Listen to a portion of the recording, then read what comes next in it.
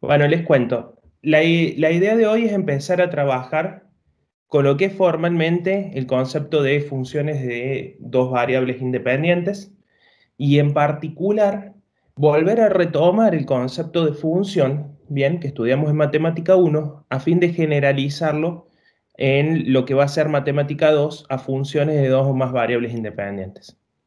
Es a partir de ello que la idea de hoy es trabajar con el concepto de dominio de una función, el concepto de gráfica de una función de dos o más variables independientes. En principio vamos a ver la gráfica de funciones de dos variables independientes y acá van a aparecer dos conceptos nuevos, que es el concepto de traza y el concepto de curva de nivel.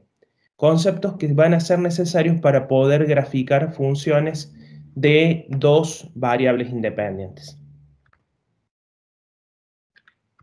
Cuando uno definió función en lo que es Matemática 1, había dicho que una función era toda aquella relación, habíamos definido lo que era una relación matemática y habíamos dicho que una relación se daba entre dos conjuntos a través de una regla de correspondencia. Todas las relaciones no necesariamente eran funciones, pero todas las funciones eran relaciones. Entonces habíamos dicho en ese momento, toda función es una relación que se daba entre un conjunto de partida y un conjunto de llegada. ¿Bien? Donde a cada elemento del conjunto de partida le correspondía uno y solo un elemento en el conjunto de llegada. A su vez, para que una relación sea funcional, se exigía que el conjunto de partida coincida con el dominio de la función. ¿Bien? Ahora en Matemática 2 la definición va a ser muy similar. ¿Dónde va a cambiar la definición? Fijémonos lo que dice. Dice una función de dos variables independientes, podríamos decir así, es una relación cuyo conjunto de partida es r cuadrado. Ya vamos a ver qué es r cuadrado. En principio, lo que vamos a decir que r cuadrado es el plano cartesiano xy que veníamos trabajando en Matemática 1 y que hemos utilizado para poder graficar cualquier función. Esto va a ser el conjunto de partida de la función de dos variables independientes. Y el conjunto de llegada es r. Tal que para cada par ordenado de números reales xy que pertenecen al plano, que pertenecen a R2, se le asigna uno y solo un elemento en el conjunto de llegada denominado valor z. Siendo este valor z un valor que pertenece al conjunto de los números reales. Fíjense que en la definición lo único que está cambiando es que vamos a tener un conjunto de partida, vamos a tener un conjunto de llegada, pero el conjunto de partida ahora es el plano. Hola Juan. ¿Qué hace, Luquita? ¿Cómo andas? ¿Todo bien? ¿Cómo les fue en la reunión?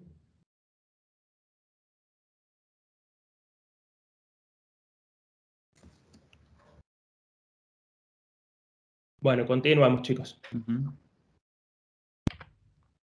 Formalmente, fíjense que cuando nosotros definimos en Matemática 1 lo que era una función de una única variable independiente, habíamos dicho que toda función es una relación de R en R, originalmente, donde a cada valor de X le correspondía un valor de Y que se obtenía evaluando la función en ese valor de X particular. Ahora pasa lo mismo, nada más que en vez de tener un conjunto de partida formado por un único elemento para cada valor de la variable independiente, ahora vamos a tener un par ordenado. ¿Y qué vamos a hacer con este par ordenado xy? Lo vamos a evaluar en la función a efectos de obtener el correspondiente valor de imagen, es decir, obtener esta coordenada de z que va a ser la imagen de este par ordenado xy. Obviamente que para poder definir lo que es una función, nosotros necesitamos, en primer lugar, pensar que ahora el dominio de definición va a ser un conjunto de puntos que tienen coordenadas x y coordenada y. Y obviamente que esa coordenada xy va a pertenecer al plano xy. Ese punto se va a poder ubicar en algún lugar del plano. Normalmente, ¿qué puede suceder? Que el dominio sea el conjunto completo o que sea un subconjunto, es decir, una región más chica de todo el plano. En este caso, fíjense que tenemos una región acotada. Bien, esto va a ser el dominio. Todos los puntos cuyas coordenadas sean x, y que pertenezcan al dominio de la función van a formar parte de lo que es el conjunto de partida para esa relación funcional. Mientras que para pasar del dominio a la imagen, ¿qué necesitamos? Una regla de correspondencia, ¿bien? Una fórmula, una ley de formación de esos términos. Digámoslo ahora, de los pares ordenados, lo vamos a evaluar en la función para poder obtener un valor de imagen. Para distintos pares ordenados x e y vamos a obtener distintos valores de imagen y lo que vamos a tener que hacer es evaluarlo en la función a efectos de poder obtener el valor de imagen correspondiente. Es por ello que ahora para definir dominio, ¿qué vamos a decir? Que el dominio es el conjunto de pares ordenados x, y que pertenecen a R2. Otra forma de poder escribir R2 es, como ven acá, R cartesiano R, que también es lo mismo. Bien, si ustedes quieren poner R2 no hay problema, tal que Z sea igual a f de x, y. Lo que estamos diciendo es que el dominio va a ser un conjunto que contiene todos los pares ordenados x y y para los cuales esta función que estamos pensando y que vamos a empezar a estudiar tiene sentido.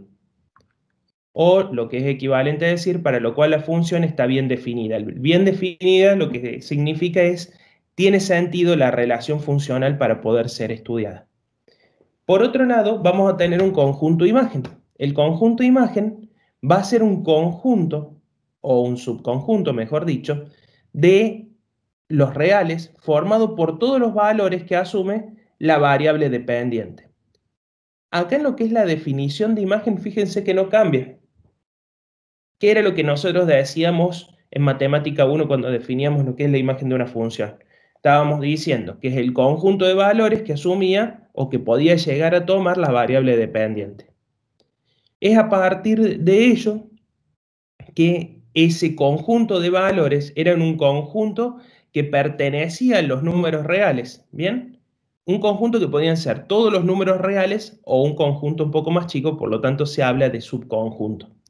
Cuando decíamos, por ejemplo, la parábola, ¿cuál era la imagen de x al cuadrado? Y decíamos, bueno, los reales positivos. Del conjunto de los números reales, tomábamos un subconjunto para poder definir el subconjunto de imagen o el conjunto de imagen, por decirlo de manera equivalente. ¿Dudas hasta acá, chicos?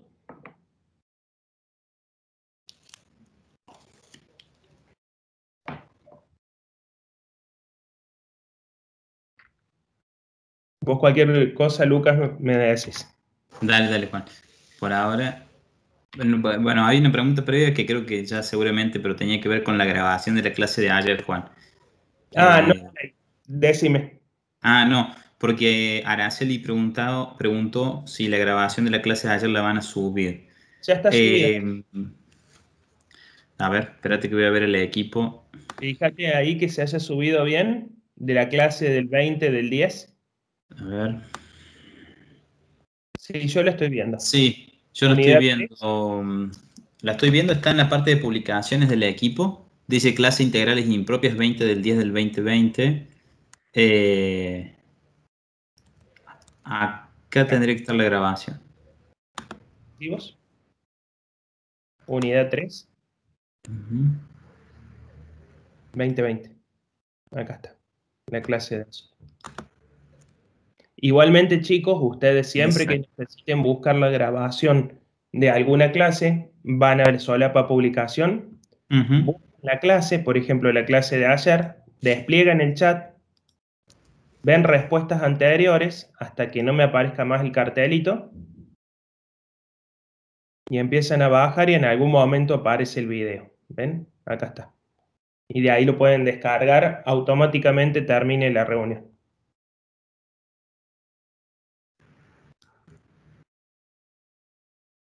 Si no hay más dudas, seguimos. Y Nicolás dice, profe, la verdad que como acomodaron todo ayuda un montón para estudiar, para los que no entramos siempre. Ah, bueno. Bueno, buenísimo, Nicolás. Genial, entonces lo vamos a seguir haciendo para las clases estas que nos quedan. No son tantas clases las que quedan para terminar la materia, ¿eh? Ya estamos bastante cerca del final de la materia. Vuelvo de nuevo entonces a lo que estábamos estudiando. Cuando uno define, no hay forma de que hoy, bueno, esto se va para abajo y se queda ahí al costado.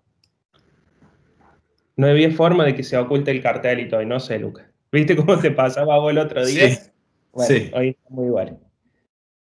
Para definir entonces la función, lo que nosotros necesitamos es analizar que tenemos un conjunto de partida, bien, que va a estar pensado como el conjunto de pares ordenados de X e Y que pertenecen a todo el plano R2 y que de todos los posibles puntos que pertenecen al plano hay un conjunto de puntos para los cuales tiene sentido la relación funcional. Es a partir de ello que definido ese conjunto de puntos vamos a definir lo que es el dominio de la función. Y el conjunto de llegada, ya vamos a ver que del total de valores que pertenecen a el conjunto de los números reales, la imagen va a formar parte de un subconjunto que pertenece a, al conjunto de los números reales. Para ello también, ¿qué necesitamos para pasar del conjunto de partida al conjunto de llegada? Una ley de correspondencia, una ley de formación de los términos. Por ejemplo, miren acá. Tenemos una compañía que vende dos productos.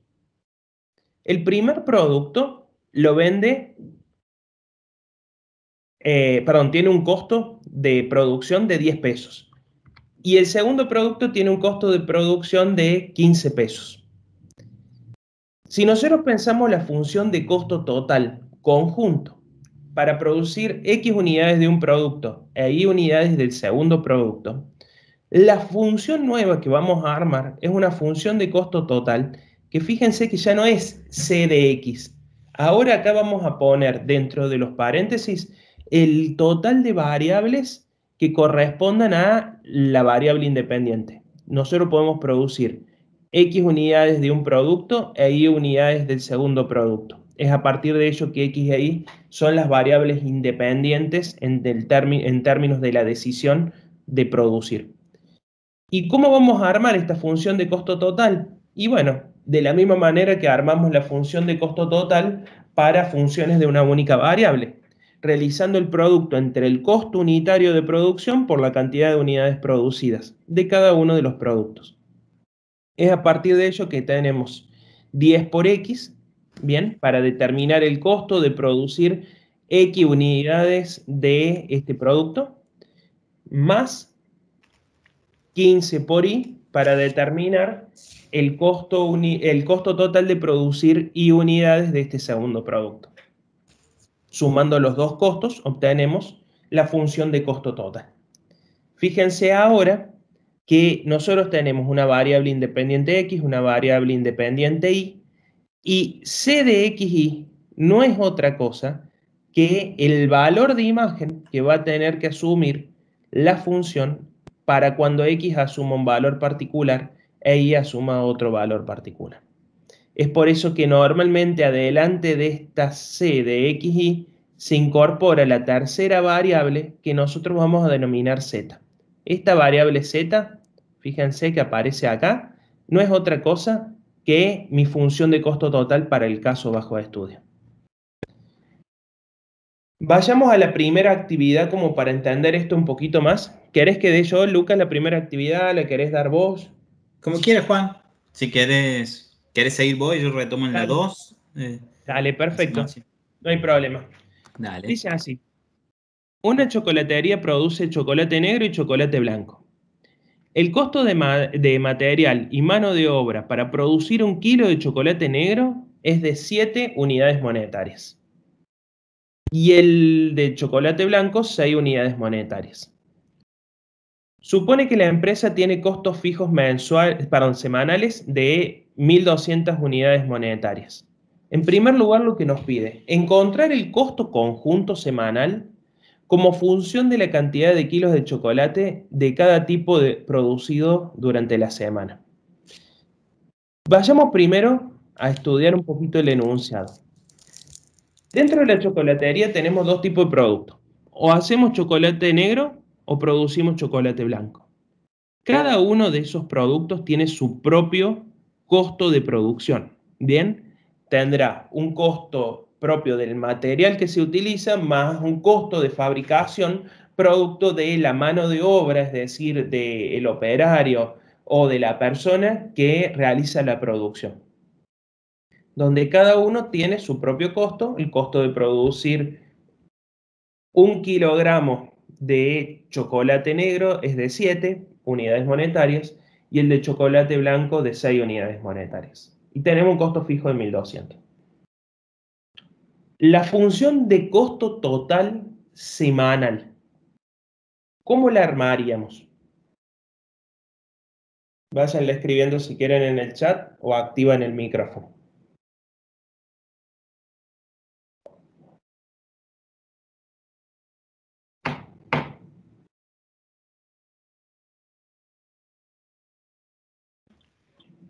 Te aviso, Juan, si hay algo en el chat. Todavía no. No hay problema. Bien, acá Gino nos dice 7 por X más 6 por Y más 1200. Tal cual. Esa es la estructura que vamos a tener que pensar para poder pensar la función de costo total.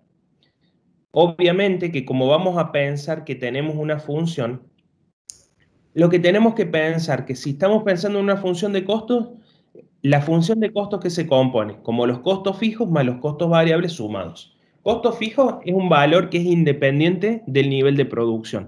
Por lo tanto, 1.200 va a ser un valor correspondiente a los costos fijos. Pero los costos variables dependen de las cantidades de unidades o kilos que produzcamos de cada uno de los chocolates. Por lo tanto, acá vamos a tener que multiplicar el precio unitario o el costo unitario de producción de cada uno de los productos que producimos por la cantidad de productos que se produce de cada cosa. Lo que dijo Gino y María Sol, me estoy fijando también, es que lo que tenemos que hacer es pensar una ley de formación que tenga esta estructura. 1.200 más 7 por X más 6 por Y. Donde si queremos no utilizar los paréntesis no hay problema, está bien. Simplemente se ponen los paréntesis para que identifiquen que este segundo término de acá, todo esto corresponde a los costos variables. Pero poner la expresión algebraica suelta, 1.200 más 7 por X más 6 por Y, no es una función. Para que eso sea una función, necesitamos pensar que esa expresión algebraica coincida con, en este caso, la función de costo total. Dicho así, para cuando pensemos valores de X y valores de Y que correspondan o formen parte de lo que va a ser el dominio de la función, tenga sentido obtener un costo para ese nivel de producción. Entonces, fíjense que, al igual que en matemática 1, x al cuadrado no era una función, 2 por x no era una función. Lo que era una función era f de x igual a x al cuadrado, g de x igual a 2 por x, y así sucesivamente. Ahora, nosotros no tenemos que perder de vista que dentro del paréntesis nos está diciendo quiénes son las variables independientes. No, las variables independientes son X e Y, donde X representa la cantidad de kilos de chocolate negro producido e Y representa la cantidad de kilos de chocolate blanco producido. ¿Hasta acá estamos, chicos? Esto es fácil. Previo a avanzar con la próxima consigna, yo les pregunto, esta función, ¿para qué subconjunto de valores de X y de Y tiene sentido? ¿Qué condición se está estableciendo sobre la X y sobre la Y para que tenga sentido el estudio que vamos a realizar y pensar esto como una función de costo total.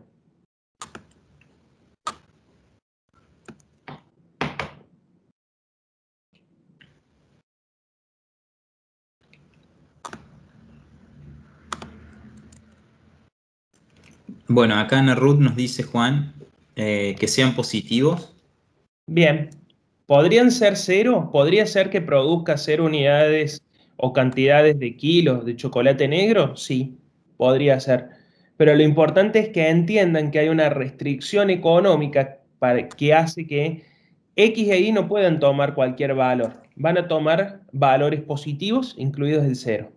Por lo tanto, cuando nosotros definimos en matemática 1 lo que era el dominio de una función, dijimos, bueno, la X tenía que ser positiva y hasta incluso podía valer cero. Y ahora vamos a poner la misma condición sobre lo que es la otra variable independiente, que es la y. Después veremos cómo anotar o cómo denotar y expresar formalmente lo que es el dominio. Pero lo importante es que ustedes entiendan que X e Y ya no van a poder formar parte de cualquier valor que yo quiera elegir. Voy a tener condiciones para poder determinar mis niveles de producción. Y obviamente voy a producir cantidades que son positivas. También el ejercicio podría haber dicho que tenemos alguna cantidad total de kilos que se pueden llegar a comprar. Por ejemplo, que no se pueda comprar más de 50 kilos de chocolate blanco ni de chocolate negro. Entonces podríamos empezar a limitar ese dominio a un conjunto que cumpla con todas las condiciones. Vayamos a la segunda pregunta. Dice, supone que la chocolatería vende el kilo de chocolate negro a 10 pesos y el kilo de chocolate blanco a 8 unidades monetarias. Escribe la función de utilidad conjunta, dicho de otra manera, beneficio conjunto semanal, como función del kilo de cada tipo producido y vendido en la semana. ¿Cómo armaríamos si tenemos el precio de venta de cada uno de los tipos de chocolate que producimos? ¿Cómo armaríamos esta función de utilidad o función de beneficio? De la misma manera que hicimos en matemática 1, haciendo ingresos menos costos. La función de ingreso, en este caso, para ustedes, ¿cuál sería, chicos?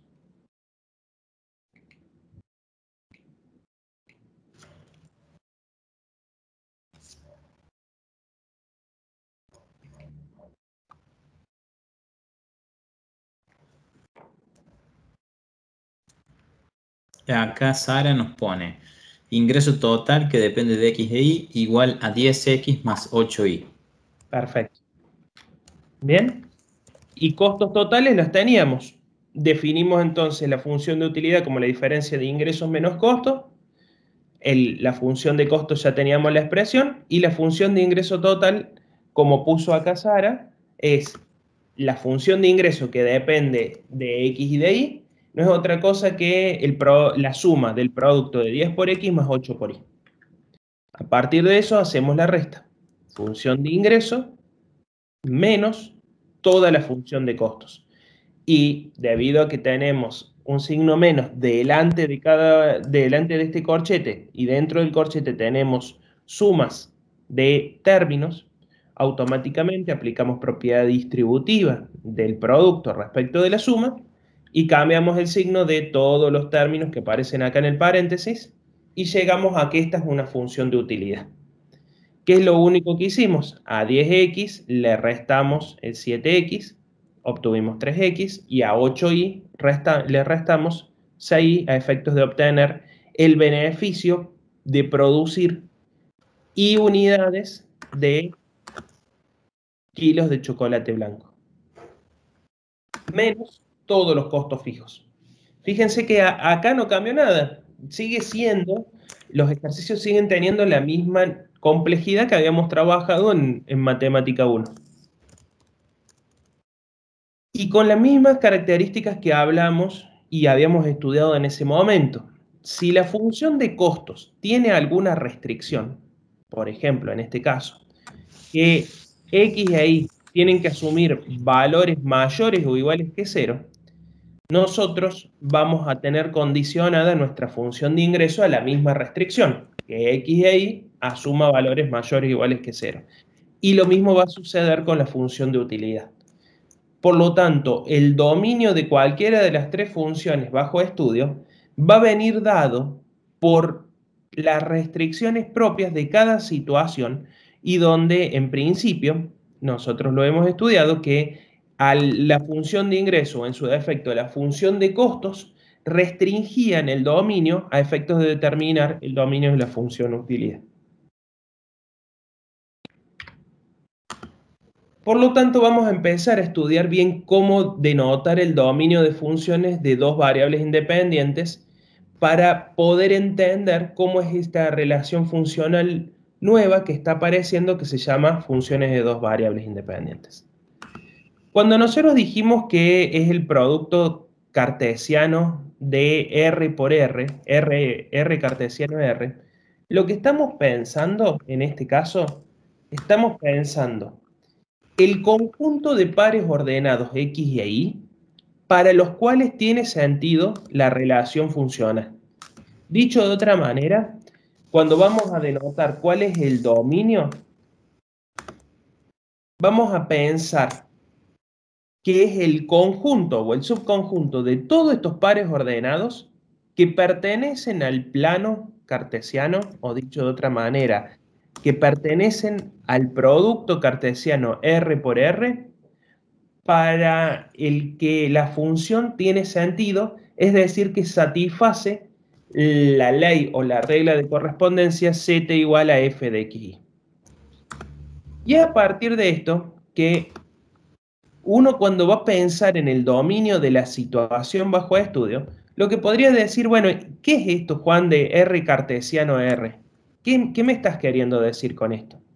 Lo que estoy queriendo decir es que cuando uno piensa el producto cartesiano, está pensando todas las posibles combinaciones de números reales que puede asumir la X contra todas las posibles combinaciones de números reales que puede asumir la Y. Es a partir de ello que la combinación de todos los valores entre X e Y que generen pares ordenados con la estructura definida en la misma función van a pertenecer al dominio de la función. ¿Cómo escribiríamos nosotros, por ejemplo, el dominio de la situación que estábamos analizando recién? Si uno tuviera que pensar el dominio, vamos a hacer así y lo vamos a escribir acá abajo. Habíamos dicho, vamos a poner acá adelante D mayúscula para decir, bueno, este va a ser el dominio de la situación que estuvimos estudiando. Es el conjunto de pares ordenados X y Y que pertenecen al producto cartesiano de R, cartesiano R, o dicho de otra manera, que pertenecen a R2, si les gusta ponerlo también así, es válido, tal que la situación que estamos estudiando deba tener sentido. Entonces, cuando ponemos tal que, acá vamos a escribir las condiciones que deben cumplir la X y la Y para que la función que estudiábamos recién, esta función de utilidad, la función de ingreso y la función de costo tengan sentido. Y entonces vamos a decir, bueno, la X, ¿qué tiene que pasar? Tiene que ser mayor o igual que 0, ¿no? Entonces vamos a escribir eso. La X debe ser mayor o igual que 0. Y a su vez, la otra cuestión es que la Y también tiene que ser mayor o igual que 0.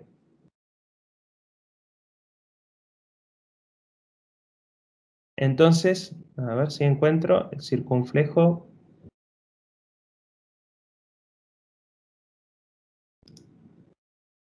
Y a su vez, la Y tiene que ser también mayor o igual que 0.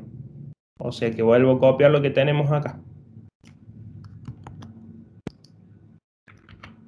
De esa manera se define el dominio de definición de la situación bajo estudio.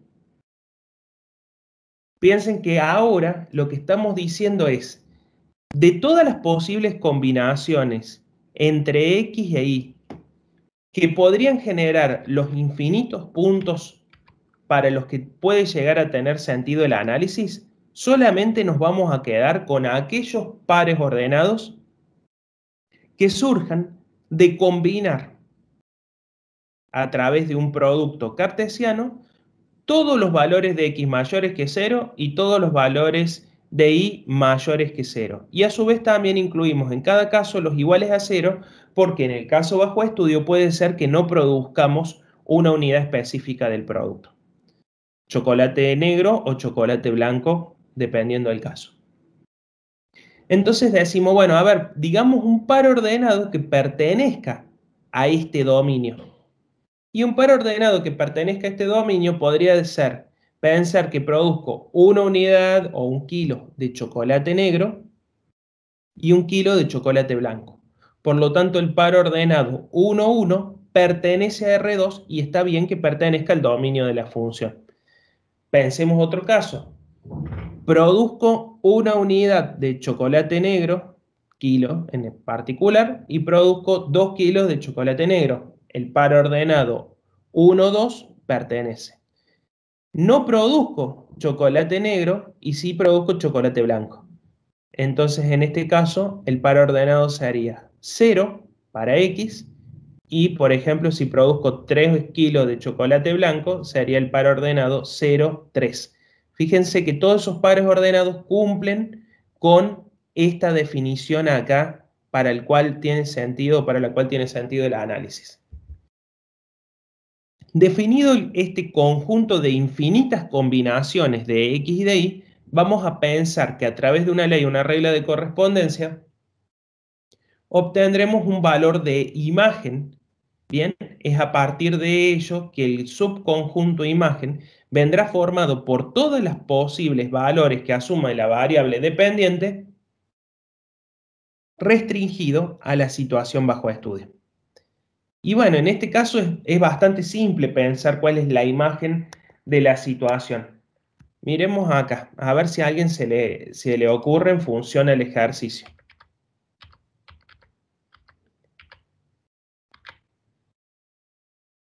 ¿Cuál será la imagen de esta función que se llamó función de utilidad, por ejemplo?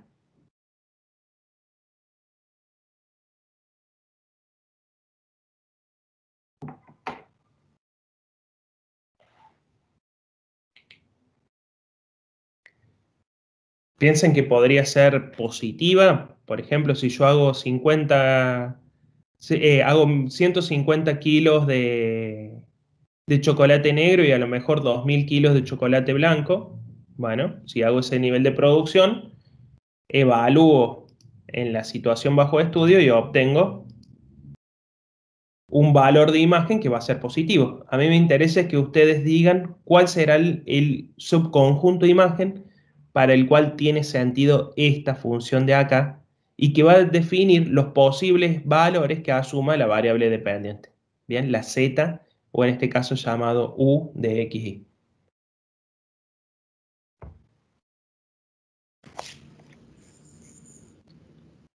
Bueno, acá Gino nos pone, puede ser de menos 1200 a infinito.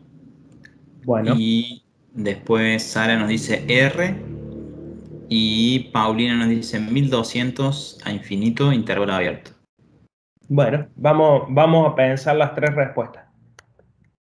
Y descartemos después por qué algunas pueden estar bien y otras a lo mejor es necesario analizarlo, pero está bien, chicos, la idea que han tomado ustedes en general.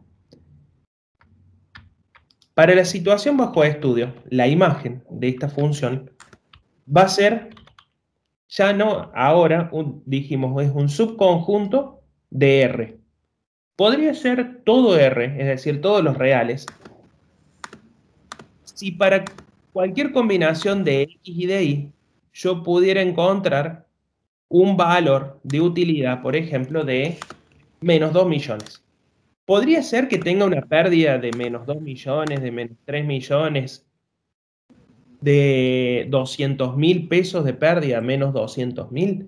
Y me fijo acá, para que todo esto que tenemos escrito acá 3x más 2y menos 1200 de esos resultados que les estoy diciendo, necesariamente x e y tienen que ser negativos. Porque si no, nunca podría llegar a perder 2 millones de, en este caso, unidades monetarias. Bien, sean estas pesos, dólares, euros, no importa, no está definido en el ejercicio. Pero sucede que x e y, en su valor más chico, volvemos acá, tienen que ser a lo sumo cero, no pueden ser negativos. Por lo tanto, no puedo asumir cualquier valor de imagen para la función que aparece acá. La función, el menor valor que va a asumir va a ser menos 1200. ¿Cuándo va a ocurrir esto? Cuando la x valga 0 y la y valga 0. Si la x vale 0 y la y vale 0, lo que sucede es que vamos a tener 0 por 3, 0, más 2 por 0, 0, menos 1200. A partir de eso, cualquier producción o cualquier nivel de producción superior a no producir, digamos, 0 unidades de cada tipo de chocolate, va a empezar a generar una utilidad que va a ser más grande. ¿Bien? Por lo tanto, vuelvo de nuevo acá y decimos, en primer lugar, menos 1200 es el extremo inferior de este intervalo. Y puede ser, dada la restricción, que yo no tengo un nivel máximo de producción en este caso, porque no tengo limitaciones que me diga el ejercicio. Por lo tanto, va a estar bien decir de menos 1200 a, acá tengo infinito, a más infinito. Esta es la imagen de la función. Y fíjense que esto que analizamos acá es un subconjunto de toda la recta real. Bien, es un pedacito. Lo mismo que sucedía en matemática 1. ¿Dudas hasta acá? Esta primera parte, si han entendido que hay que definir condiciones sobre x e y para poder determinar y analizar estas condiciones para definir lo que es el dominio de definición de la función, la definición no varía demasiado de lo que hemos venido trabajando en matemática 1.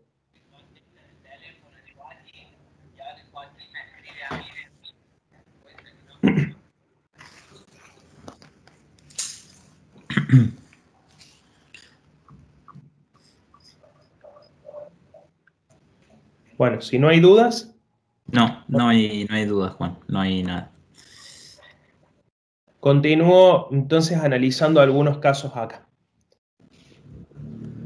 Vamos a tratar de determinar el dominio de algunas funciones y vamos a graficar ese dominio. Fíjense ahora qué importante esto. Dado que x e y, los posibles valores para los cuales la función que se vaya a estudiar tengan sentido, van a generar pares ordenados. Y esos pares ordenados, el conjunto de infinitos pares ordenados para los cuales la función va a tener sentido, van a pertenecer al plano. Por eso uno dice los pares ordenados x y y que pertenecen a R2. Es a partir de ello que va a ser posible graficar el dominio en el plano. ¿Qué significa graficar el dominio en el plano? Marcar la región correspondiente al plano para la cual la función va a tener sentido. Es a partir de ello que vamos a trabajar con tres casos. El primero de todo, tenemos una función f de x y y, que esta función es igual a x al cuadrado más x por y. Si yo analizo cada uno de los términos que tiene la operación principal de la función, que sería una suma. X al cuadrado, si no me lo limita ninguna situación económica o alguna situación que me esté restringiendo el dominio, yo pienso en el dominio original que tenía la función x al cuadrado. X al cuadrado podía asumir cualquier valor de x, porque cualquier valor elevado al cuadrado lo iba a poder calcular como operación. Era posible realizar esa potencia. Y el producto de x por y si X e Y son mis variables independientes, si X asume cualquier valor e Y asume cualquier valor, el producto entre dos números reales es otro número real. Y a su vez, si a este producto de números reales le sumo otro número real, esta suma la voy a poder realizar sin importar el valor que asuma X y el valor que asuma Y. Es a partir de ello que si ni la X ni la Y tienen ninguna restricción, el dominio de definición va a ser el conjunto de pares ordenados que pertenezcan a R2 o R cartesiano R, si lo quieren poner, tal que X pertenezca al conjunto de los reales e Y también pertenezca al conjunto de los reales. Lo que estamos diciendo acá es, a X le podés dar el valor que quieras e Y dale el valor que quieras. El par ordenado resultante, si lo evalúas en la función, te va a permitir obtener un valor de imagen. Por lo tanto, cualquier par ordenado que pertenezca a R2 tiene sentido para la situación que se está estudiando.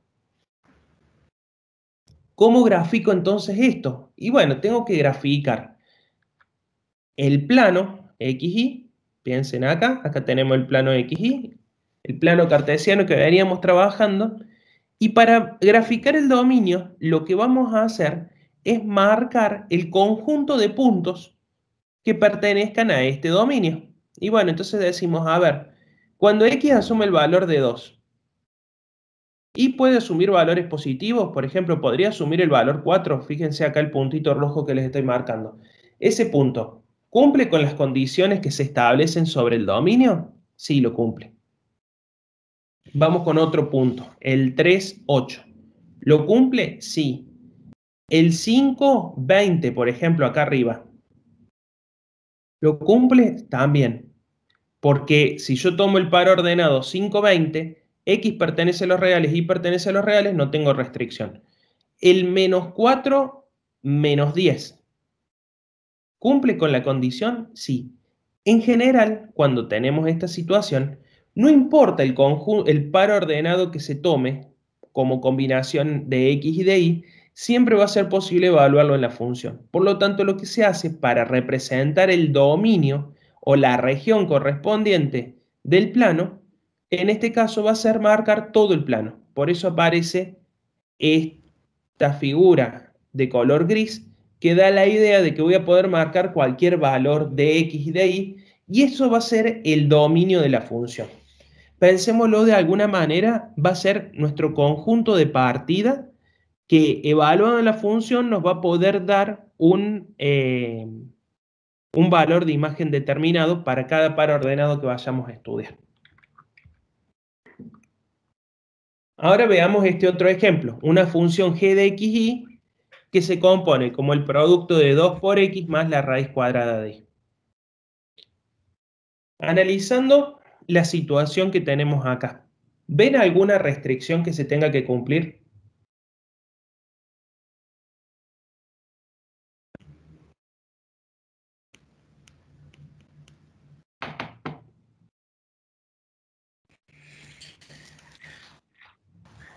Yo te digo, Juan, sí.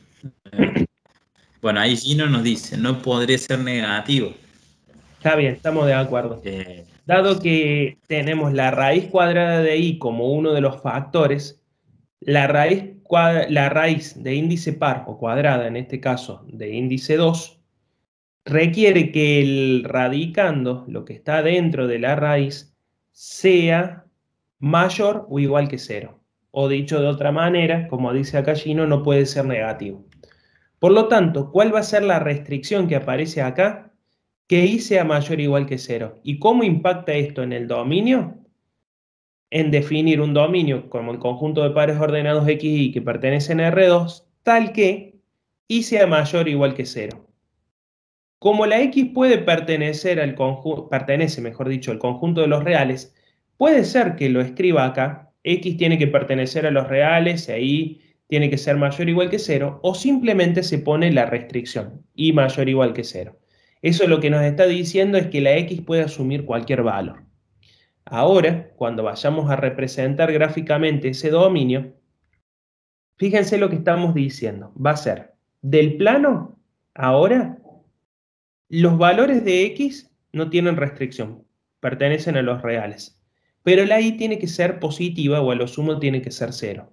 Por lo tanto, la región que va a quedar pintada o subconjunto dominio van a ser cualquier valor de X que yo elija, pero la Y tiene que asumir en el par ordenado que vaya a elegir un número positivo. Por ejemplo, la X podría asumir el X igual a 2 y la Y asumir un número positivo como por ejemplo el 6. El par ordenado 2, 6 pertenece al dominio. El par ordenado 3, 8 también pertenece. El par ordenado menos 4, 0, este puntito de acá que estoy marcando, ¿cumple con la condición? Sí, lo cumple, porque menos 4 es el valor que asumió la X. Y la Y asume el valor 0, menos 4, 0.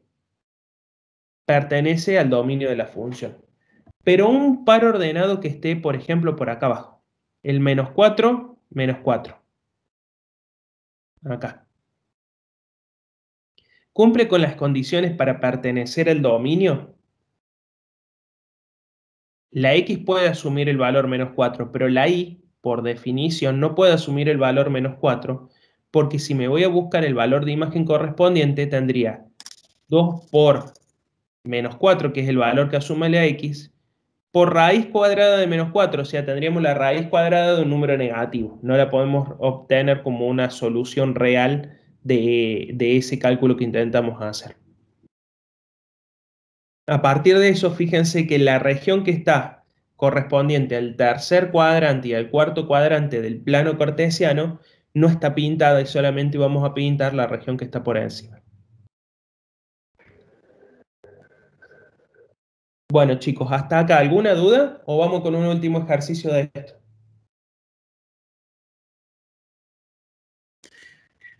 Por ahora, Juan, no hay ninguna duda puesta en el chat.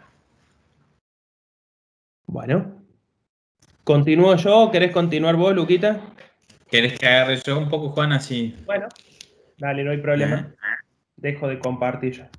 Dale. Así continuamos un poco viendo. Seguimos más o menos con el tema que venías desarrollando vos con los ejemplos. Bien. H. Bien. Bueno, chicos, vamos a ver la actividad 2.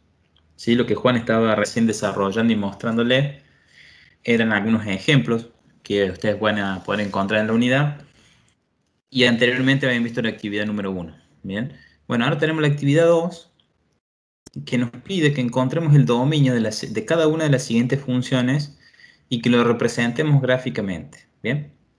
Bueno, como el profe les explicó al comienzo de la clase y durante toda la primera parte de la clase, hemos comenzado a trabajar con función de dos variables independientes, x e y. Bien, acá tenemos una función f que va a depender de x y de y. Bien, por lo tanto, en su expresión algebraica vamos a encontrar presentes, ¿sí?, tanto a x y a y, ¿no?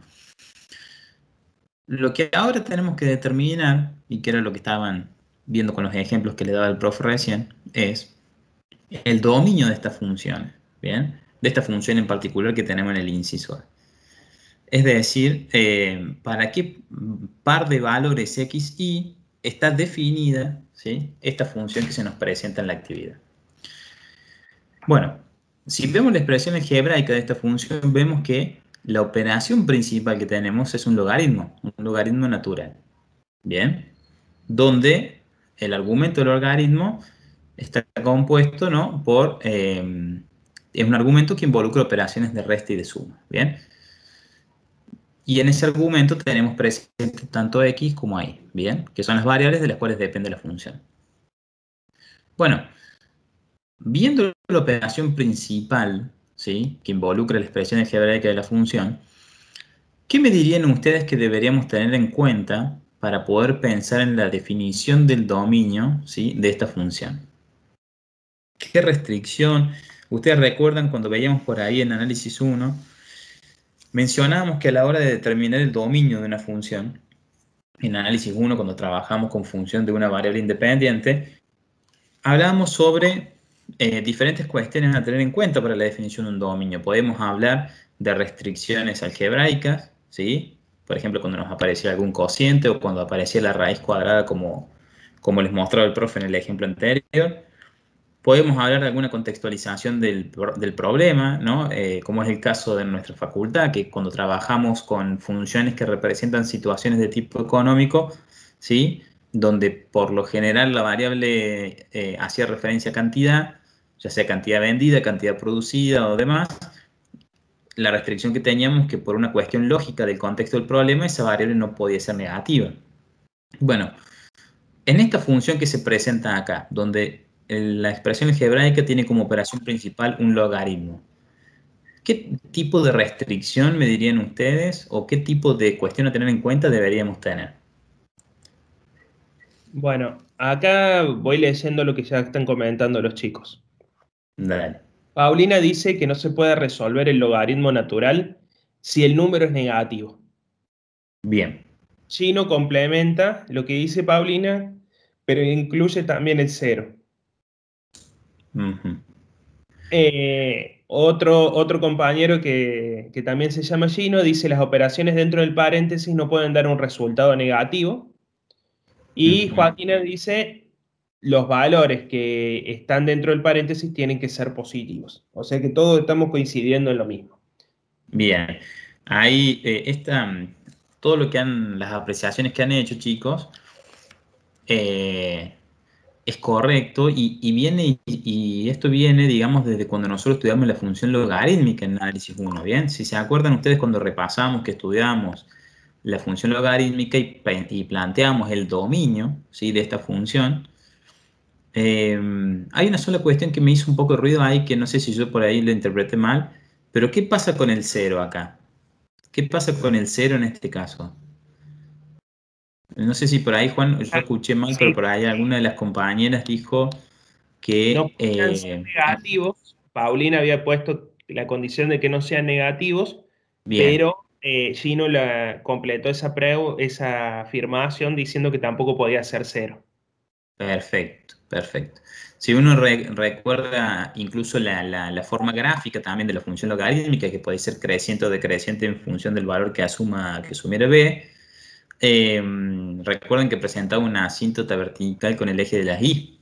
Bien, si uno se acuerda más o menos pensándolo gráficamente, y eso nos da la pauta de que en realidad el dominio de la función logarítmica está dado por los reales positivos. Bueno, entonces, teniendo en cuenta eso, lo que yo tengo es una restricción de tipo algebraica, es decir, el argumento de mi logaritmo, eso que tengo ahí que es 4 menos 2i más x, necesariamente para que yo pueda resolver esta operación que es un logaritmo, tiene que ser mayor que 0. ¿Bien? Esa va a ser nuestra primera cuestión a tener en cuenta para poder resolver y encontrar el dominio, ¿sí? De esta función con la que estamos trabajando. Bueno, lo que planteamos ahí es una desigualdad básicamente. Bien, si uno comienza a resolver esa desigualdad, lo que le va a quedar es que y, ¿sí? Debe ser menor que 2 más x sobre 2. Bien, fíjense como cuestión a tener en cuenta nomás, se los menciono, el cambio de la desigualdad proviene porque pasa dividiendo, ¿sí? Este 2 con signo negativo. Bien, cuando sucedía esas cuestiones, la desigualdad invertía el signo. Bien, entonces, la definición del dominio, ¿sí? De esta función, ¿sí? F que depende de xy igual al logaritmo natural de 4 menos 2y más x, ¿sí? Lo podemos expresar como aquellos pares xy que pertenecen, ¿sí? A R2, tal que y sea menor que un medio de x más 2. Bien, fíjense, esa línea de puntos que tenemos graficada ahí, ¿qué creen que es ustedes? ¿Qué representa esa línea? O mejor dicho, si yo les preguntara, de manera algebraica, ¿tengo la expresión de esa recta en algún lado de esta filmina?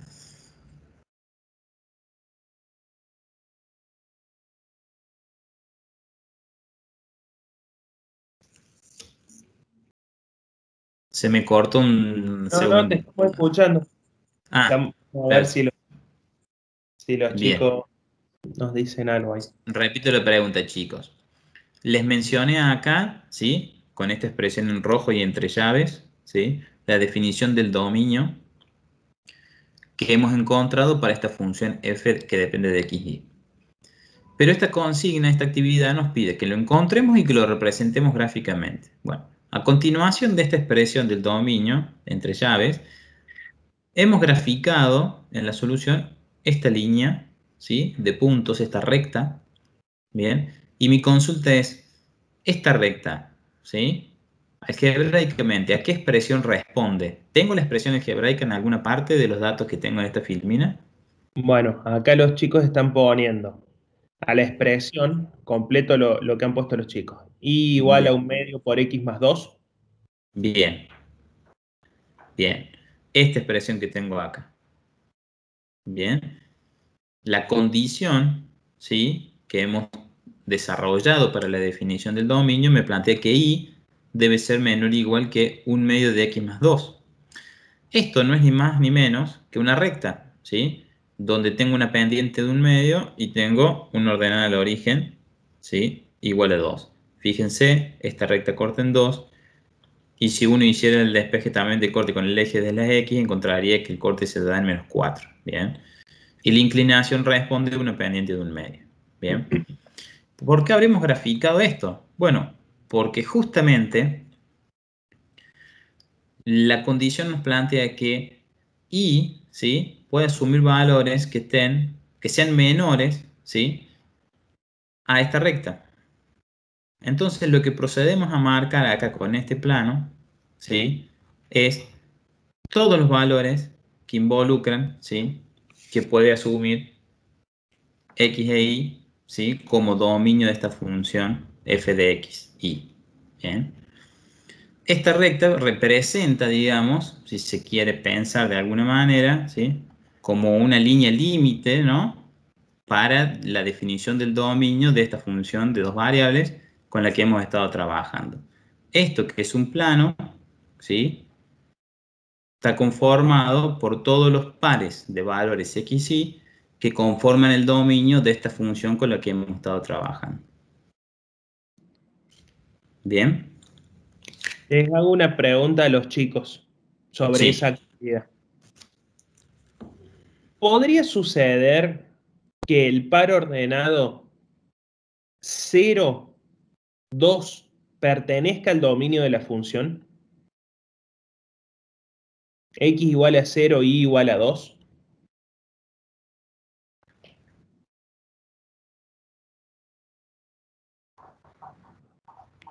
¿Tiene sentido que el par ordenado 0, 2 pertenezca al dominio de esa función?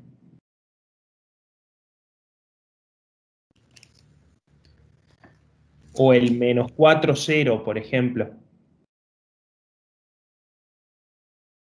Uh-huh. Ahí el Lucas le está marcando el 0, 2 y el -4, 0. Uh-huh. Acá Narut dice que no. Bien, ¿por qué no? Porque quedaría, por ejemplo, el logaritmo de un número que no podría estar calculando exactamente, chicos. Uh-huh. El logaritmo de un número negativo. El 0,2 es el más fácil de ver para hacerlo rápidamente a los cálculos. Si x vale 0 e y vale 2, vamos a la expresión algebraica de la función que tenemos arriba y tendríamos que calcular el logaritmo de 4 menos 2 por 2 más 0, o sea, el logaritmo natural de 0. Eso no lo podemos calcular. Y cuando uno trabajó con la desigualdad, lo que estamos diciendo es que la y tiene que ser menor que la recta cuya expresión es 1/2 por x más 2. Cuando uno grafica ese caso, que tenemos una restricción de menor igual, perdón, de menor o de mayor estricto, la línea recta que se va a graficar, que tienen graficada ahí en rojo, no se marca como una línea completa, sino que se marca como una línea de puntos. Eso sucede porque los valores que están sobre la recta no pertenecen al dominio de la función, pero todos los valores y la región que queda por debajo de la recta y que pertenece al plano XY, sí. O sea que todo lo que estaba por debajo de la recta, cualquier par ordenado va a pertenecer al dominio. Si hubieran podido asumir los valores de la recta propiamente dicha, por ejemplo, que la función podría asumir valores de y iguales a un medio por x más 2, en vez de graficar una línea de recta con liñitas de puntos, se graficaría la línea sólida como una función lineal propiamente dicha. En este caso, como la restricción es de menor, va la línea de puntos. Exactamente. Bien. ¿Hay alguna otra duda, chicos, de esta actividad?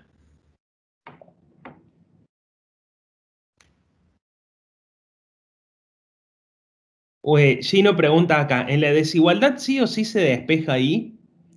La respuesta para Gino es no necesariamente. No Vos, necesariamente. vos podrías despejar y o podrías despejar x. El tema es que normalmente después te vamos a pedir que grafiques el dominio de definición. Y normalmente uno grafica en el eje de abscisas a la x y en el eje de ordenada a la y. Por lo tanto, te va a ser más simple tener una función cuya estructura dependa, vos le des el valor de x para poder obtener la y poder graficar como hemos venido graficando en la matemática 1. Bien, Claro, sí. La recta que tendrías que graficar sería una recta cuyas coordenadas estarían invertidas. ¿Bien? Eso es justamente, Gino, la justificación de por qué despejamos y, ¿no? Es como para seguir con la misma lógica que traíamos de análisis 1. Aparte que siempre el plano lo hacemos, el plano XY tiene como coordenadas de X al correspondiente al eje horizontal, pero bueno, ya después lo vamos a ver un poquito más a través de algún gráfico cuando trabajemos ahora ese concepto. Exactamente. Buenísimo. Bueno, si no hay más dudas de esta actividad, vamos al inciso B. Dale. Fíjense, chicos, en este caso, en el inciso B, tenemos una función, ¿sí? Una función k que depende de x, y, ¿sí? Y en este caso, lo que tenemos es una función, fíjense, de tipo racional. La operación principal es un cociente, ¿bien? Siempre que a mí se me presenta una función de este tipo, digamos, ¿no? Donde hay un cociente, automáticamente se me viene a la cabeza una restricción que tengo que tener en cuenta. ¿Cuál sería esa restricción?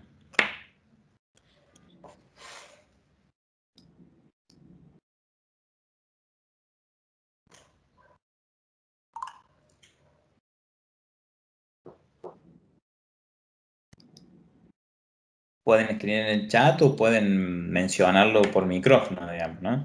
Exacto. La pregunta es, yo Ahí tengo una función. el denominador no puede ser 0, que el denominador no se anule. Bien, perfecto, perfecto. Siempre que yo tengo una estructura de este tipo, digamos, la expresión de mi función, siempre tengo que tener en cuenta esa restricción particular que me impone, digamos, el tener un cociente como operación principal, que es que el denominador necesariamente no puede ser 0. Bien. Entonces, la condición a plantear será que 2x menos y, que es la expresión del denominador, sea distinto de 0. ¿Bien? Si uno resuelve esto, ¿qué va a hacer primero? Primero va a suponer la igualdad, digamos, ¿no? Lo que no debería suceder. ¿Para qué? Para que una vez despejando y, ¿sí? En función de x, uno diga, bueno, si yo quiero calcular el dominio de esta función k, el dominio de esa función va a estar compuesto por todos los pares de valores x y pertenecientes a R2, tal que, y ahí sí vuelvo a plantear la desigualdad, ¿sí? Como lo había planteado como condición originalmente. En este caso la condición va a ser que y sea distinto de 2x. ¿Bien? Es decir, que a diferencia de la situación anterior, en la situación anterior, recuerden que lo que planteamos fue una desigualdad. ¿Bien? Acá lo que planteamos es una igualdad, ¿sí? Pero para justamente encontrar aquella condición, ¿sí? Que yo pueda plantear que alguna de las variables no sea igual, ¿sí? A determinada expresión. En este caso, como despejamos y, la condición está planteada de forma tal que y necesariamente debe ser distinta de 2x. ¿Bien? Es decir, que el dominio de esta función k van a ser todos los pares de valores x, y que no formen parte, ¿sí?, que sean distintos, ¿sí?, a todos los pares de valores originados en esa expresión. Fíjense. Si yo grafico ahora esa recta que tengo graficada de puntos, ¿sí?, no es más ni menos que la expresión gráfica, ¿sí?, de la recta cuya expresión algebraica responde a 2x. ¿Bien? Si ustedes se fijan, es una recta que pasa por el origen, ¿sí?, y la inclinación responde a una recta cuya pendiente es 2. ¿Bien? Es decir, que si lo que estamos diciendo es que estamos buscando el dominio de una función que depende de x e y que necesariamente y, ¿sí?, debe ser distinto a 2x, los valores que van a conformar este dominio van a ser todos los valores del plano xy, salvo, ¿sí?, aquellos que componen esa recta. Bien, porque en este caso, como les decía anteriormente, en lugar de plantear una desigualdad, lo que estamos planteando es que no debe ser igual. Es decir, a partir de una igualdad encontramos aquellos valores que no están comprendidos dentro del dominio. Bien. De esta manera queda graficado el dominio, ¿sí?, de esta función k, ¿sí?, donde se excluyen, ¿sí?, todos los valores, todos los puntos, todos los pares de valores pertenecientes a esta recta, ¿sí?, que hemos encontrado a partir de resolver, ¿sí?, la condición de que el denominador debía ser distinto de 0.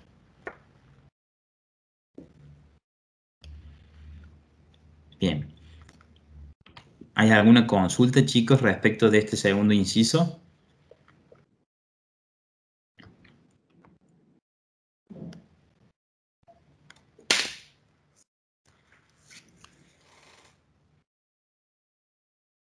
No, Lucas, no hay ¿No hay consulta. nada? Bueno. Bien. Si no hay consultas, Continuamos entonces ahora con lo que es bueno. Déjame, si Eh, querés, continúo yo con eso. dale, dale, dale. Ahí dejo de compartir pantalla. Perfecto, no hay drama. Bien. Ahí estamos, Juan.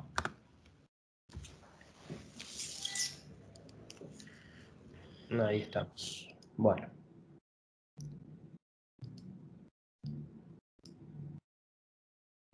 Hasta acá nosotros entonces lo que hemos venido trabajando es la definición propia de lo que es una función de dos variables independientes y analizamos su dominio. Ahora vamos a ver cómo se representa gráficamente una función de dos variables independientes, y es a partir de ello que para poder pensar la gráfica de esa función, nosotros tenemos que pensar que el dominio, como veníamos trabajando, es un subconjunto del producto cartesiano de R por R. R cartesiano R. Dicho de otra manera, el dominio pertenece al plano, está contenido dentro del plano y a lo sumo podría llegar a coincidir. A partir de ello, todos los pares ordenados que forman parte del dominio de esa función, cuando lo evaluemos en la ley de correspondencia o la regla de formación de la función, en su expresión algebraica, vamos a obtener un valor que pertenece a la imagen, dicho de otra manera, o al conjunto de imagen. Pensado así, la gráfica de la función es el conjunto de todos los puntos de la forma x, y, z, ¿bien?, tales que la z, o es decir, el valor que asume la variable de coincida con, tenemos a Siri que se quiere conectar también a la clase, coincida con la expresión algebraica que tenemos acá. Entonces, fíjense que ya acá la gráfica de una función de dos variables independientes ya no es más un conjunto de puntos de la forma x, y, sino que aparece esta tercera coordenada z. Y el gráfico ya no lo vamos a realizar en el plano, sino que lo vamos a realizar en el espacio. Realizarlo en el espacio tridimensional, que es el espacio donde nosotros existimos, ¿bien? Donde si ustedes miran cualquier rincón que esté en el techo de su casa, en el piso, van a encontrar que existe una intersección entre tres líneas o tres ejes. Un eje propio asignado a la variable independiente x, un eje asignado a la variable independiente y un eje asignado a la variable dependiente z. La unión o el punto medio que hay de intersección entre los tres ejes, ese punto que hay en común, es un punto que es el origen de este espacio que estamos analizando.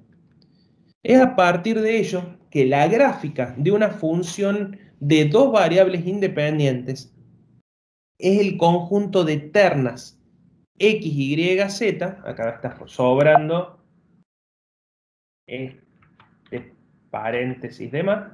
A ver, vamos a sacarlo. X, Y, Z.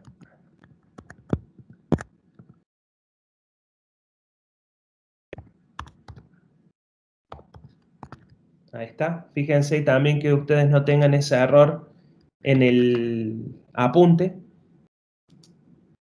El conjunto de puntos de la forma X, Y, Z, que esta es una terna ordenada, que pertenecen a R3, tal que el par ordenado XY pertenece al dominio y Z se obtiene producto de evaluar en la función a cada par ordenado que pertenece al dominio. La gráfica, como va a estar en el espacio, miren acá tenemos una gráfica que podría llegar a ser, se va a constituir a través de, en primer lugar, definir lo que es el dominio de definición de la función bajo estudio. Ese dominio va a tener un conjunto de infinitos pares ordenados o de puntos que tienen coordenadas particulares para x y particulares para y. A partir de ello, definido lo que es un par ordenado del dominio y evaluado en la función, vamos a obtener un valor de coordenada x sub 0, y sub 0, z sub 0, que va a ser un punto que pertenece a la gráfica de esta función. A partir de ello, para distintos valores de x y de y que pertenezcan al dominio, cuando lo evaluemos en la función, vamos a ir obteniendo los distintos valores correspondientes a la gráfica de esa función. Para mostrarles eso, lo que hice recién fue pensar en que vamos a graficar una función de dos variables independientes. Bien, lo vamos a graficar con GeoGebra para que les quede claro cómo se realiza la representación gráfica y qué es lo que tenemos que tener en cuenta.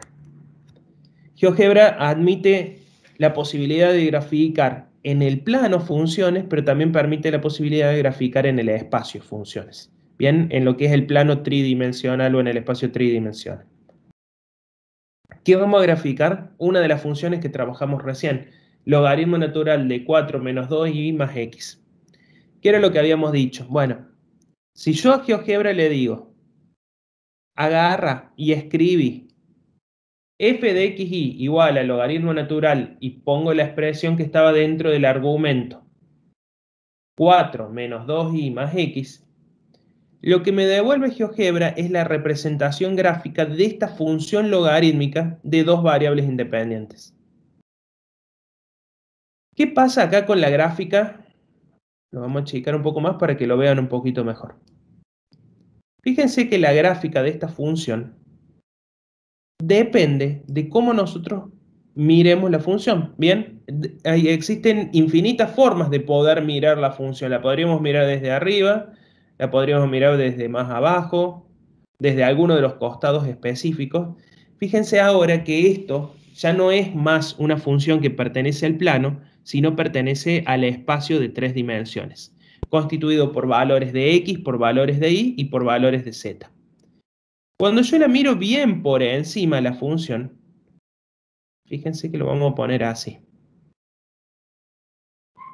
Existe esta línea recta que va acá, que está pasando, fíjense la sombra que hace ahí, está pasando por el -4, está tocando el 2 y sigue ahí, que no es otra cosa que mirar por encima en el plano XY a la función y definir cuál era su dominio.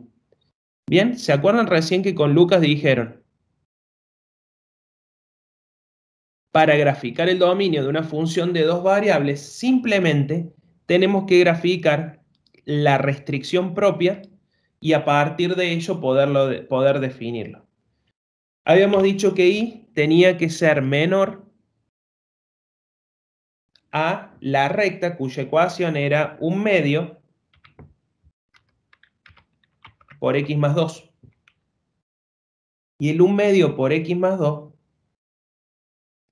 si la gráfico, esta es la región correspondiente al dominio, esto que quedó pintado en violeta, que no es otra cosa que la sombra que termina siendo la función reflejada sobre este plano, que es el plano XY. Pensémoslo de alguna manera para que lo podamos entender un poco mejor. Pensemos que la función refleja en un piso su sombra. Cuando reflejo la sombra de la función en lo que es el piso, el área marcada termina siendo el dominio de definición.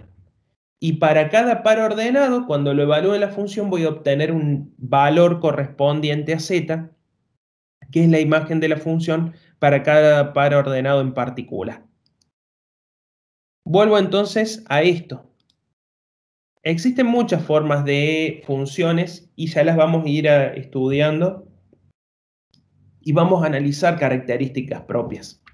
Pero al igual que hicimos en Matemática 1, aparecerán funciones similares a, por ejemplo, lo que era la función cuadrática, f de x igual a x al cuadrado. Bueno, ahora si yo a x al cuadrado le sumo y al cuadrado, aparecerán formas, por ejemplo, como aparece acá, que esto es geométricamente un paraboloide, que es la parte conceptual o la estructura gráfica que representa la función que les acabo de decir. Puede ser que tengamos que graficar planos. Pensemos que tenemos una hoja, agarramos el cuaderno y lo inclinamos y lo dejamos con una cierta inclinación. Esto sería nuestro cuaderno si lo estamos mirando, ¿bien? O una hoja que podamos llegar a tomar. ¿Y qué nos va a interesar estudiar de estas funciones? Y bueno, lo mismo que hemos estudiado en Matemática 1.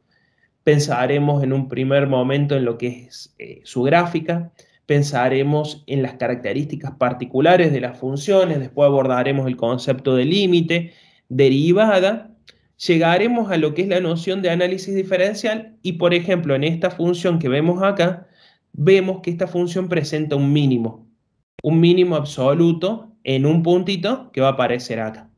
Bueno, ¿cómo se hace ese mínimo absoluto? Es parte de lo que vamos a estudiar a lo largo de estas clases propias de análisis matemático 2 para la situación bajo estudio.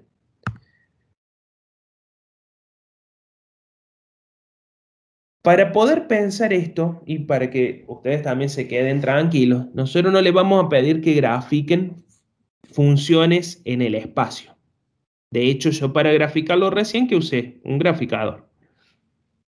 Pero sí queremos que entiendan la noción de cómo se grafican cada uno de los puntos. Entonces, graficar puntos en el espacio, eso sí es fácil y no hay tanto problema para poderlo entender. Empezaremos graficando lo que es el semieje positivo del eje de las X, o sea, la parte positiva. Posteriormente, con una inclinación, normalmente uno toma una inclinación de 45 grados, vamos a graficar a el semieje positivo correspondiente a la variable y. Y de manera vertical vamos a graficar el semieje positivo correspondiente a esta variable dependiente que va a ser la z. Posteriormente vamos a graficar los semiejes negativos de cada uno. Y cuando miramos acá, lo que estamos diciendo es, el semieje negativo para x corresponde a este segmento de recta, el semieje negativo para y a este otro segmento y para Z a este otro segmento. A partir de eso, fíjense que vamos a generar distintos planos y distintas caras para poder ir analizando la situación y la gráfica propiamente dicha. Si nosotros pensamos el eje X con el eje Z, el plano que se conforma de la intersección de los dos ejes es el plano ZX o XZ. No hay problema cuál es la variable que pongamos en primer lugar. Si pensamos ahora el plano que relaciona a X con Y, el plano resultante será el plano XY y el que estamos nosotros acostumbrados a trabajar. Y si relacionamos a la Y con la Z, el plano resultante será el plano ZY o IZ, como nosotros querramos decirle. Vamos a pensar y graficar esos planos para que ustedes lo entiendan a efectos de lo que es la situación que se está estudiando ahora. Nosotros, cuando vamos a graficar acá, tenemos esta región pintada de gris que corresponde al plano XY. Después podemos pensar en un plano que corresponda a las coordenadas de Z que nosotros querramos, ¿bien? Las coordenadas de X también que nosotros querramos, pero la dejamos fijo en 0 al valor de Y. Por lo tanto, la terna 0, X, 0, Z no es otra cosa que pensar que X puede valer cualquier valor, la Y tiene que valer 0 y la Z puede valer cualquier valor. Cuando doy Enter, fíjense que acá GeoGebra lo que nos pintó es el plano correspondiente a cualquier valor de X, cualquier valor de Z y la Y asume el valor de 0. Por lo tanto, el plano que se está marcando acá es el plano ZX o XZ. Ahora, si pensamos en otro plano que tenga como coordenada, pensando en la terna, la coordenada para X, 0. La coordenada para Y, el valor que yo quiera.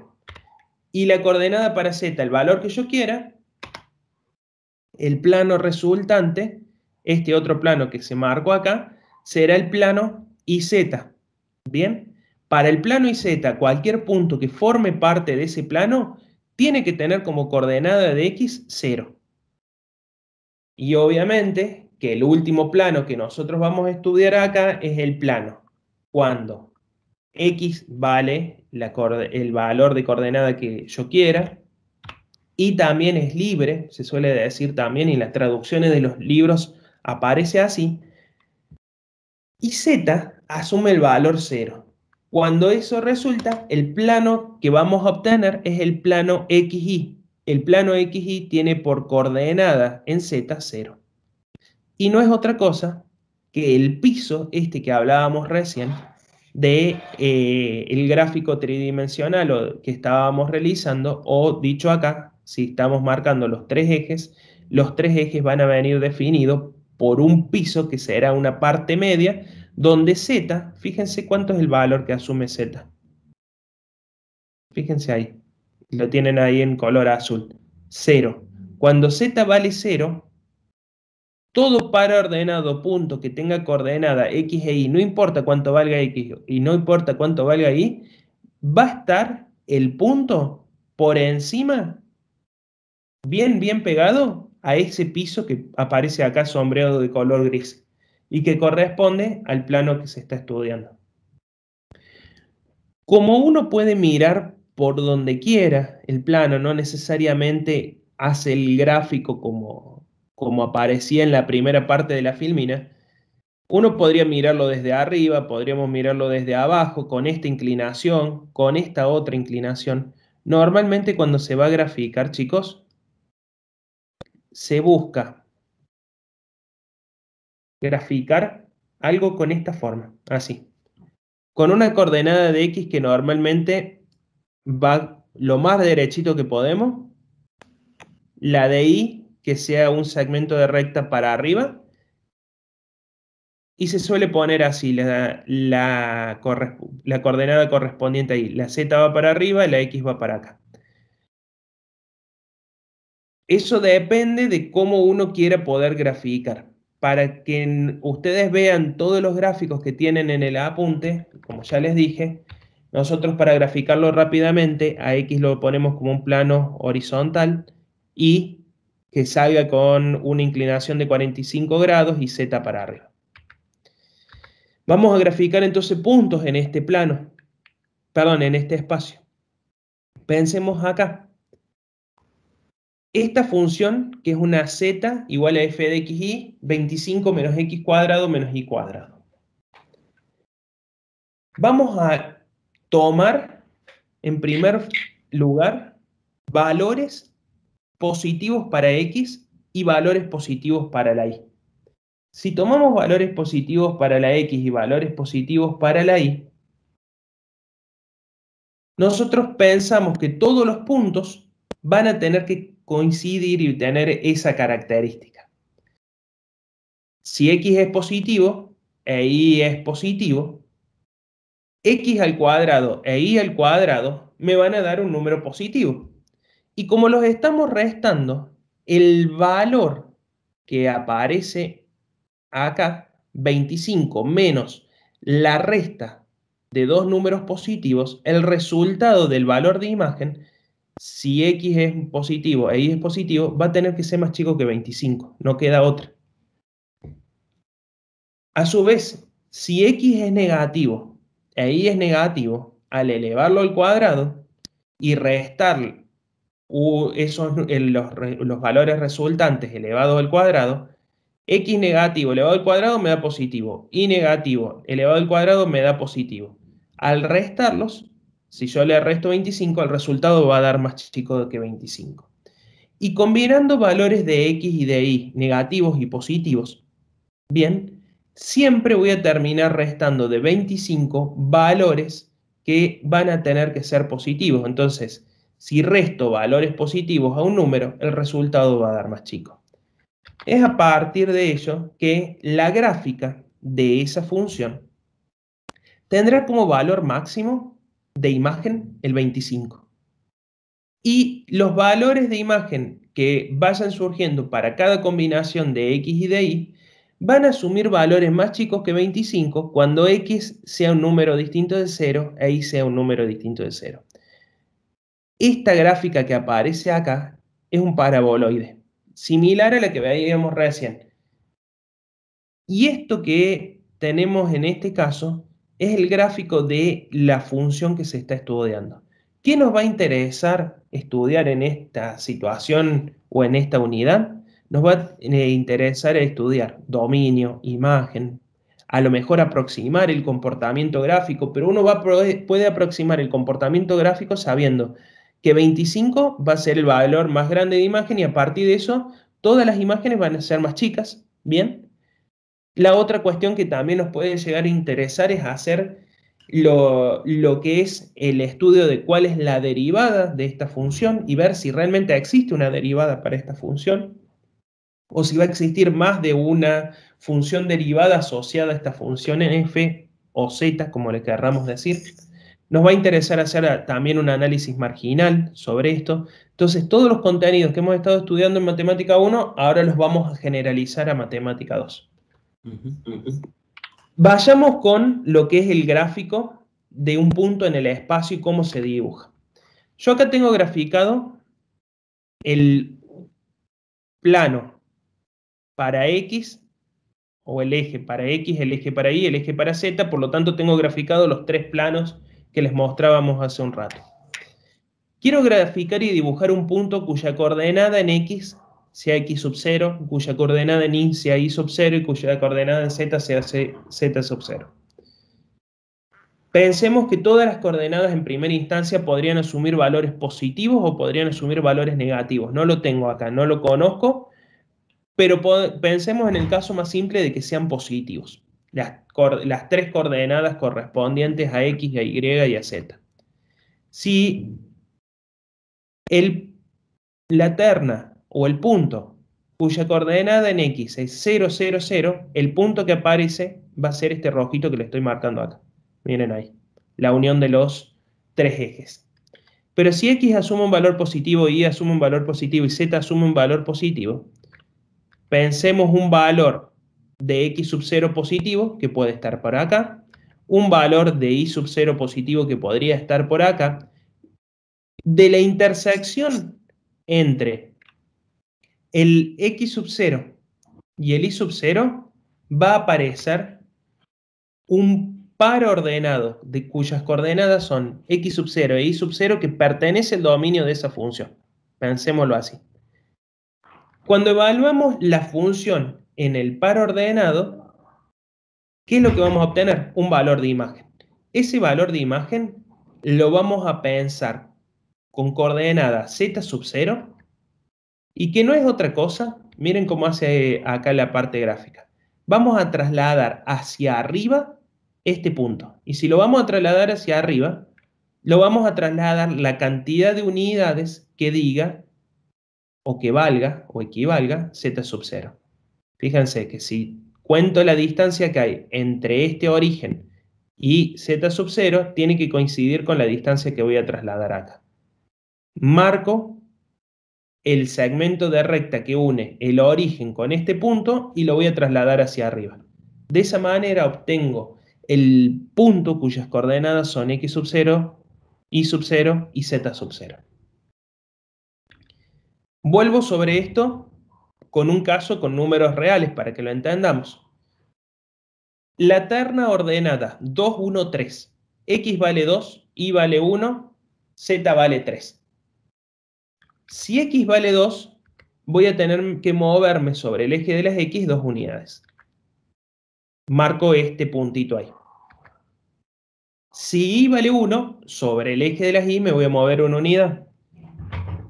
Y si a partir de este punto y a partir de este punto traslado este segmento de recta de forma paralela acá y este otro segmento de recta paralelamente para acá, la intersección me va a generar el par ordenado 2, 1. Ese par ordenado 2, 1, fíjense, X vale 2, Y vale 1. Pensemos que lo tenemos al puntito en el piso. Pero Z tiene que valer 3. Bien, por lo tanto, lo que vamos a hacer es contar 3 unidades hacia arriba en Z. 1 unidad, 2 unidades, 3 unidades. Y eso mismo lo vamos a trasladar a la altura del punto. 1 unidad, 2 unidades, 3 unidades. De esa manera, la terna ordenada 2, 1, 3 se ubica en el espacio en esta posición. La terna ordenada 0, 1, 3, fíjense que X no se va a mover, no me voy a tener que desplazar hacia la izquierda o hacia la derecha sobre la coordenada de X, porque X vale 0, ¿bien? A su vez, ¿cuántas coordenadas o cuántas unidades me tengo que mover? En Y, 1 unidad, y en Z, 3 unidades. Me muevo una unidad en Y y en Z para arriba 3 unidades.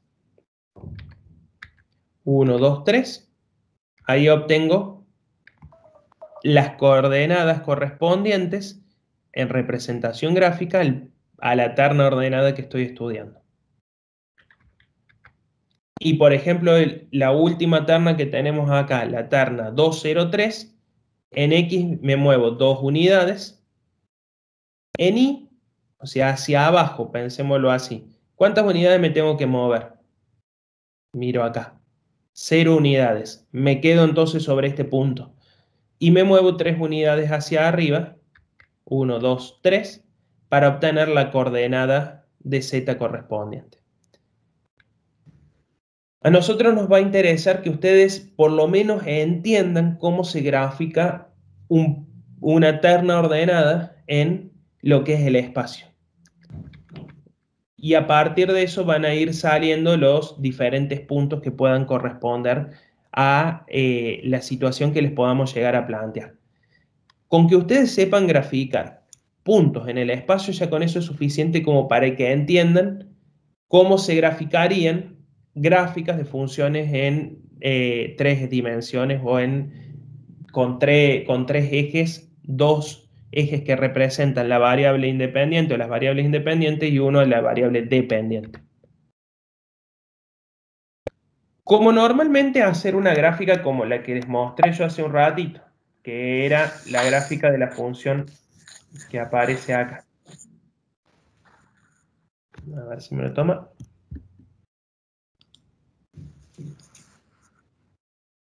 Vamos a abrirlo de nuevo.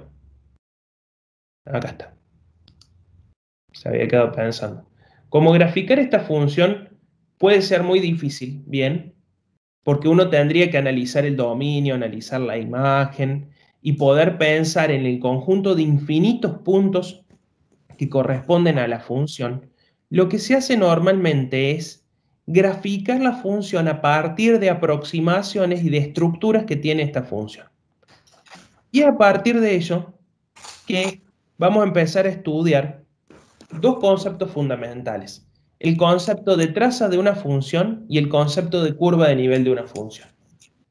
El concepto de traza de una función es aquella parte de la gráfica que se obtiene cuando una de las variables independientes asume un valor constante. Repito de nuevo, la traza de una función es la gráfica resultante, la gráfica que se obtiene de la función cuando una de las variables independientes se mantiene constante. Geométricamente, ¿qué son? Son curvas que pertenecen al espacio y que se obtienen a partir de la intersección de la superficie con un plano que es paralelo, fíjense, a los planos coordenados. ¿Y qué es esto que estamos diciendo acá? Bueno, a ver, pensemos la definición y después lo vamos a ver gráficamente. Si las variables independientes se mantienen constantes, ¿bien? Pensemos la terna X, Y, Z. ¿Quiénes son los que tienen que mantenerse constante? Una de las dos variables independientes, o la X o la Y. ¿En qué valor podría ser el valor constante? El valor que ustedes quieran, chicos. No hay problema. Podría ser que X valga 0, podría ser que Y valga -4, podría ser que X valga 8, que Y valga 0. Tenemos que pensar que la terna a alguno de los valores de X o de Y van a permanecer siempre constantes. Y a partir de eso se van a graficar la parte de la gráfica de la función para la cual la X o la Y permanece constante.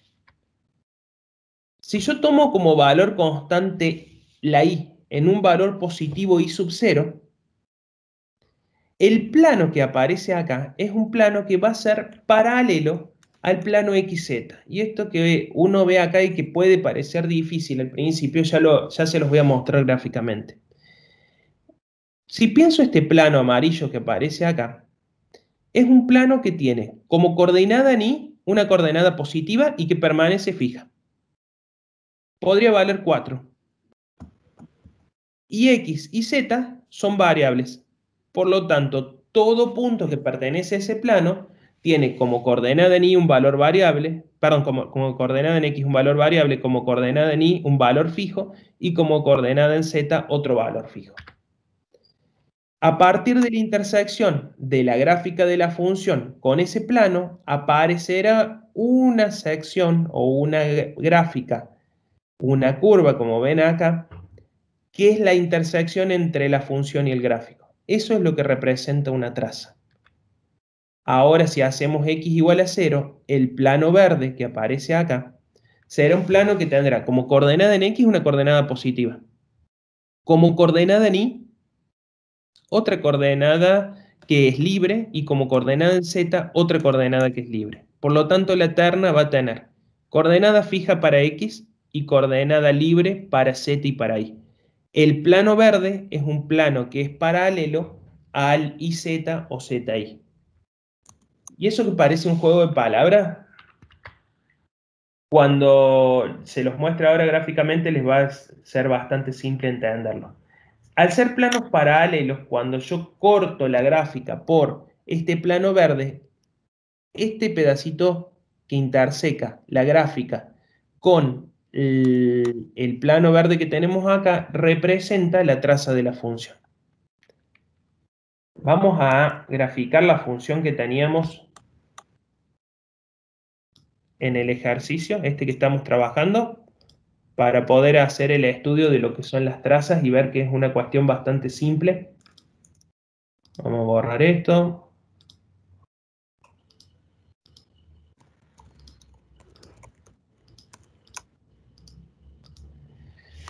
Vamos a graficar la función f de xy igual a 25 menos x elevado al cuadrado. A ver si me deja. Elevado al cuadrado menos la y elevado al cuadrado.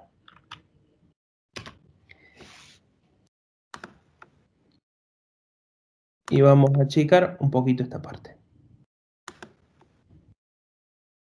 Cuando uno grafica en 3 dimensiones, hay veces que el gráfico no se ve al 100% y no se aprecia exactamente igual, porque lo que sucede es que la escala sobre la cual se está graficando puede ser una escala que no sea la apropiada. Por lo tanto, en este caso vamos a tomar. Me voy a ir a este botón y vamos a deslizar la vista gráfica. ¿Y qué vamos a hacer? Me voy a parar sobre el eje Z y lo voy a traer hacia abajo. Bien, ahí se empieza a ver un poquito mejor la gráfica de la función. Y a su vez, me voy a desplazar por la vista gráfica. En vez de pararme sobre el eje Z, me voy a parar sobre el piso, sobre cualquier punto que pertenece al piso. Y lo voy a mover al medio de la función. Esta es la función que estábamos estudiando nosotros recién, cuyo valor 25, z igual a 25 era el valor máximo de la función. Cuando uno piensa un plano, el plano que nosotros les presentamos recién era un plano que, por ejemplo, x podría valer el valor 0, y ser un valor libre y z ser un valor libre. Entonces, todo este plano que aparece acá marcado, ese es un plano correspondiente a el plano YZ, porque x vale 0, ¿bien? Corresponde a la intersección entre los dos ejes, el eje Y y el eje Z. Cuando uno quiere pensar una traza para la función, lo que estamos pensando es pensar un valor, por ejemplo, para y podría valer el valor 1, perdón, x valer el valor 1, y valer un valor libre cualquiera, y z ser otro valor libre. Fíjense que a partir de esto, a nosotros se nos genera otro plano que es paralelo al plano anterior. ¿Ven que son paralelos? Y es a partir de ello que la gráfica resultante entre la intersección de este plano con la gráfica propiamente dicho va a ser la traza. ¿Cómo lo vamos a hacer? Y vamos a decir, x tiene que valer 1, y tiene que valer el valor libre que uno quiera, y z tiene que valer lo que valía la expresión. ¿Bien? ¿Cuánto valía la expresión? 25 menos, si x vale 1, es menos 1 al cuadrado, menos y elevado al cuadrado. Cuando uno interseca esa terna y ve la intersección entre el plano y la gráfica, el conjunto de todos los puntos que de la forma 1 y 25 menos 1 menos y cuadrado va a generar una traza que es la que estamos marcando acá. Fíjense la traza. Esto es una curva. Y esa curva que aparece ahí es lo que vamos a tratar de buscar cuando definamos lo que es cuando se define lo que es una traza.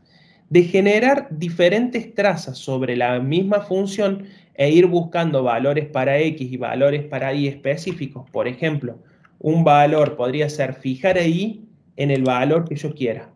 Y, por ejemplo, podría valer 3. ¿Bien? Y evaluar a la función para cuando x tiene un valor libre e y vale 3, serían 25 menos, si x es libre, menos x al cuadrado,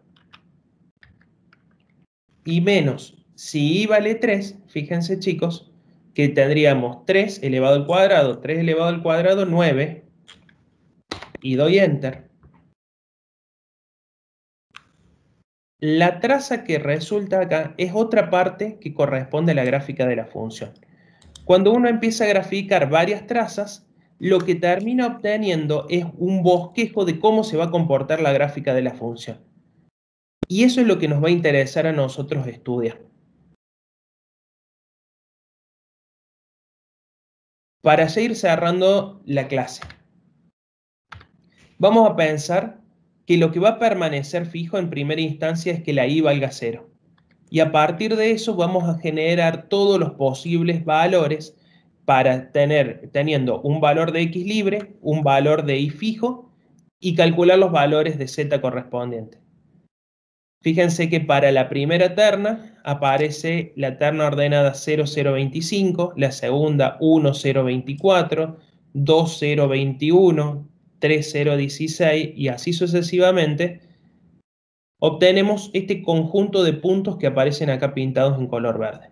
Cuando los unimos tenemos, por decirlo de alguna manera, una de las costillas que corresponden a la función.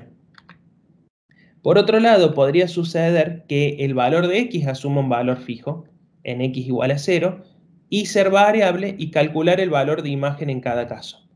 A partir de eso nos aparece la primera terna 0025, la segunda 0124, 0221, 0316, 049, 050 y uniendo todos los puntos que corresponden a esta parte de la traza, obtendríamos otra traza de la función. Haciendo variar los valores de x y de y en diferentes valores, iríamos construyendo las infinitas trazas que corresponden a la función. Y en algún momento tendríamos un bosquejo general de cómo es la gráfica completa de la función. La idea que nosotros queremos dejarles es que a medida que aumentemos el número de trazas, vamos a terminar obteniendo una idea de cuál es la estructura general de la función y vamos a poder pensar la función en sí. Ya sabemos que no les vamos a exigir graficar ni trazas en el espacio, ni gráfico de funciones. Sí nos va a interesar que sepan graficar puntos en el espacio, puntos sueltos.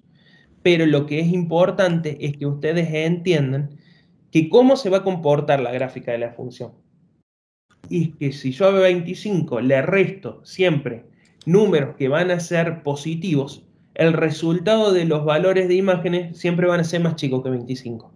Por lo tanto, la gráfica va a ser decreciente alrededor de 25. O sea, 25 va a tener que ser un máximo y alrededor de 25 va a ir disminuyendo.